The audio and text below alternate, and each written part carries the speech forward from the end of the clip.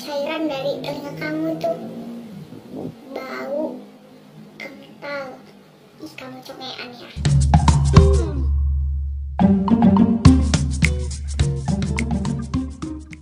Halo semua, welcome back to my YouTube channel. Jumpa lagi dengan saya Grace. Kali ini kita akan bahas hal yang sering terjadi pada anak-anak dan dapat menyebabkan anak itu dibully oleh teman-temannya di sekolah, yaitu congean, atau istilah medisnya adalah otitis media. Otitis berasal dari kata otal, yaitu telinga, is artinya radang, otitis media adalah bagian telinga tengah. Nah, buat kamu yang penasaran bagaimana penanganannya, simak video ini sampai habis. Jangan lupa subscribe dulu channel ini, nyalakan lonceng notifikasi yang ada di sebelahnya supaya kamu dapat info kalau saya update video terbaru. Follow juga sosial media saya karena saya sering berbagi info kesehatan di sana. Oke, langsung saja kita bahas. Otitis media adalah peradangan pada telinga tengah yang biasanya diakibatkan oleh proses infeksi. Biasanya juga dapat diakibatkan oleh infeksi saluran pernapasan atas. Jadi, ada beberapa hal yang mendukung kenapa hal ini lebih sering terjadi pada anak. Jadi, ada namanya saluran tuba Eustachius. Tuba Eustachius ini menghubungkan bagian hidung ke bagian telinga tengah. Dia berfungsi kayak menyeimbangkan tekanan, mengalirkan udara, gitu ya.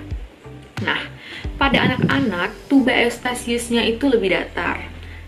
Orang dewasa itu agak lebih ada sudutnya gitu, agak ada kemiringannya, sehingga ketika anak-anak itu batuk pilek tidak ditangani dengan segera, maka cairan-cairan yang ada di rongga hidungnya, tepatnya di bagian nasofaring, itu dapat mengalir ke telinga tengah, sehingga dapat menumpuk cairan di sana yang berisi zat-zat inflamasi ya, sel-sel inflamasi, dan dia bisa berupa nanah juga, ada zat-zat infeksius, kuman-kuman di sana, sehingga dia akan menyebabkan gendang telinga itu seperti menggembung kalau diperiksa dengan otoskop oleh dokter.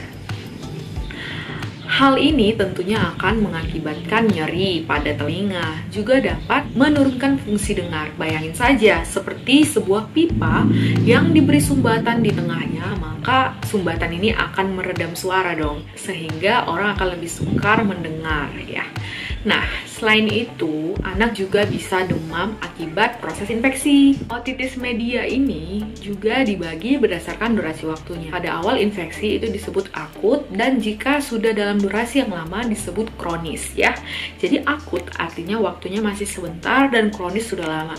Otitis media akut itu di bawah 2 minggu, dan otitis media supuratif kronis itu di atas 2 minggu. Nah, sering sekali keadaan otitis media akut ini jatuh ke keadaan otitis media supuratif kronis.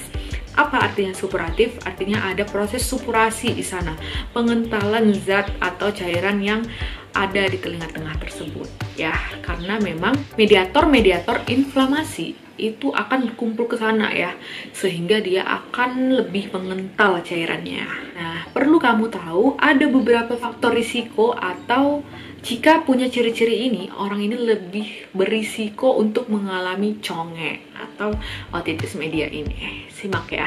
Yang pertama adalah usia anak, lalu adanya riwayat alergi, paparan terhadap asap lingkungan atau iritasi pernapasan, paparan bakteri atau kuman pada tempat penitipan anak, riwayat keluarga memiliki otitis media akut recurrence, reflux gastroesophagus, ini udah pernah saya bahas di video sebelumnya tentang GERD, ya, defisiensi sistem imun, tidak mendapatkan ASI atau kurangnya pemberian ASI juga mendukung, penggunaan DOT, disfungsi silia pada telinga, infeksi saluran pernapasan atas tentunya, faktor genetik, adanya penyakit HIV, diabetes atau kondisi imunodefisiensi, kelainan anatomi, kurang vitamin A, penggunaan implan koklear, dan status sosial ekonomi yang rendah. Jadi sebenarnya ada beberapa dasar teorinya nih. Yang pertama adalah hipotesis adanya inflamasi ya.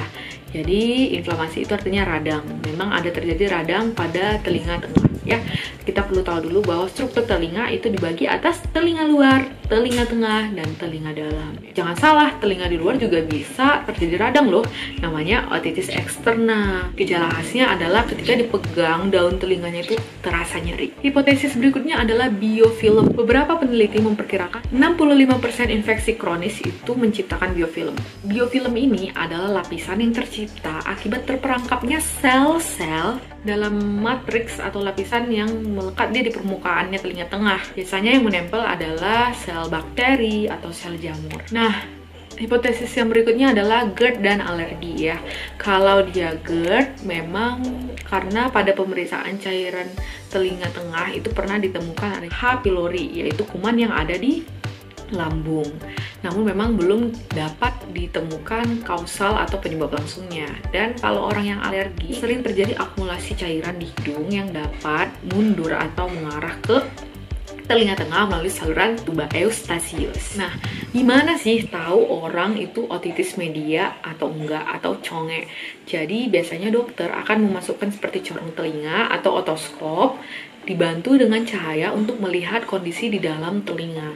Batas yang dilihat itu sebenarnya batas antara telinga luar dan telinga tengah, yaitu gendang telinga. Untuk melihat gambaran gendang telinga dan bagaimana kanal luar telinga. Untuk memastikan ada nggak masalah di dalam telinga tengah, prosesnya ialah dengan menyobek atau menggores dengan benda tajam di gendang telinga untuk melihat telinga bagian tengah tentunya. Otitis media akut ini dapat jatuh ke keadaan telinganya itu gendang telinganya udah bolong. Jadi jika gendang telinganya udah bolong, itu lebih sulit penyembuhannya daripada tindakan yang dilakukan dokter di gendang telinganya diiris dengan benda tajam.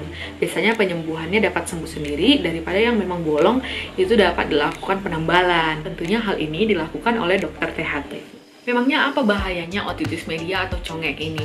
Jangan salah ya, karena hal ini dapat menginfeksi tulang mastoid yang ada di belakang telinga sehingga dapat mengakibatkan mastoiditis. Dan juga karena memang hidung dan telinga itu nyambung dengan tuba Eustachius, ada batas tipis yang bersentuhan langsung ke atas ke bagian otak. Nah, ini dapat mengakibatkan radang otak. Dimulai dari radang selaput otak atau meningitis. Jadi sebenarnya prognosis atau kedepannya ini sebenarnya baik ya otitis media. Namun jika diabaikan dapat menimbulkan kerusakan yang permanen baik pada telinga dan komplikasi yang lain. Semoga info ini bermanfaat. Like jika bermanfaat dan bagikan ke semua orang supaya semua dapat infonya. Thank you for watching. See you in the next videos. Bye bye.